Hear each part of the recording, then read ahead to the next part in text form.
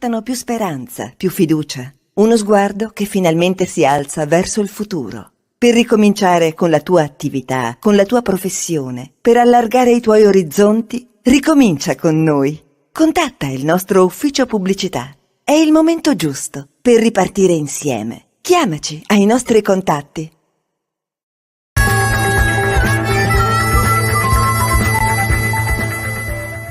Appuntamento settimanale con l'amico Enzo Cattaruzzi per fare un po' la situazione, vedere cosa accade in Friuli Venezia Giulia. Allora, innanzitutto ci troviamo proprio al centro dell'Agorà del Friuli Venezia Giulia, nel senso del palazzo della regione qui a Udine, ma non siamo qui per questo, siamo qui per altro.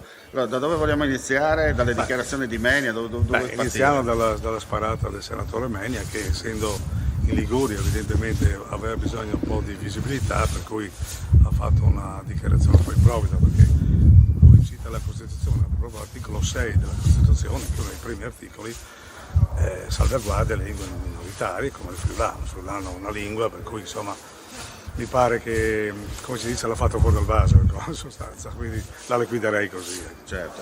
Senti, invece guardiamo un attimo quello che accade a casa nostra, no? Perché nel frattempo ci sono movimenti, no? In generale per quanto riguarda l'imminente campagna elettorale. Già tu hai anticipato tante cose, ma in questa settimana altro sta accadendo, no? Sta accadendo molto, ma soprattutto il caos continua nel Partito Democratico, perché è chiaro che il fulcro della città di Udine è una città che vogliono riprendere, ma ahimè non hanno la capacità di sintesi, per cui il problema si porrà ancora più avanti, insomma, secondo me.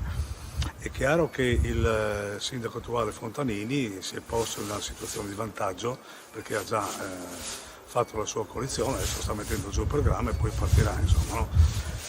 Si dice che chi colpisce per primo colpisce due volte, staremo a vedere se è vero. Poi c'è il terzo polo, no? Il terzo polo che sta acquisendo consensi da parte di scontenti, da parte di convinti, e comunque sia io credo sarà una novità e sicuramente un po' largo della bilancia, questo è sicuro. Poi vedremo a livello nazionale cosa succederà, e questo riverbero forse arriverà anche qui in Friuli, perché noi sappiamo che, come dicevo l'altra volta, la questione che riguarda il bilancio dello Stato adesso è stato un bilancio, diciamo così, necessitato. Poi ci sarà un'altra manovra all'inizio dell'anno e quella determinerà la vera diciamo, natura della coalizione di destra-centro, che è una novità per tutti.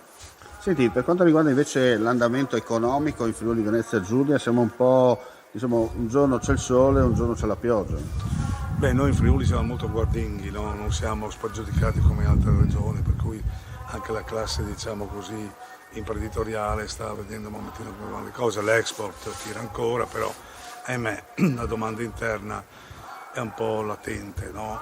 Poi vediamo veramente che adesso la gente ha un po' anche di paura, un po' in sostanza si guarda in giro, perché insomma le bollette non si sa quando arriveranno e come arriveranno e di che peso saranno, per cui molti esercizi pubblici chiudono, molti negozi ahimè chiudono anch'essi, e per cui diciamo così la giunta regionale sta cercando di mettere una pezza, ma io credo che il prossimo anno sarà ancora più incisivo dal punto di vista economico e ci porterà anche altre situazioni non molto belle, secondo me.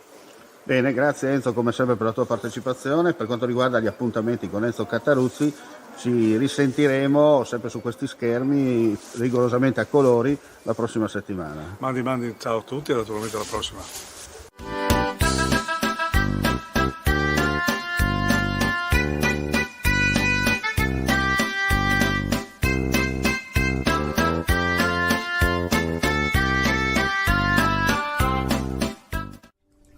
Legno Interni, falegnameria dal 1946.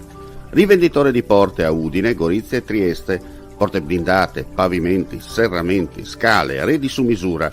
Punto di riferimento nella qualità e nel design. La falegnameria opera nel campo dell'artigianato e mette a disposizione del cliente la sua conoscenza per offrire un prodotto all'avanguardia in grado di soddisfare anche i clienti più esigenti. Legno Interni, la tua casa su misura.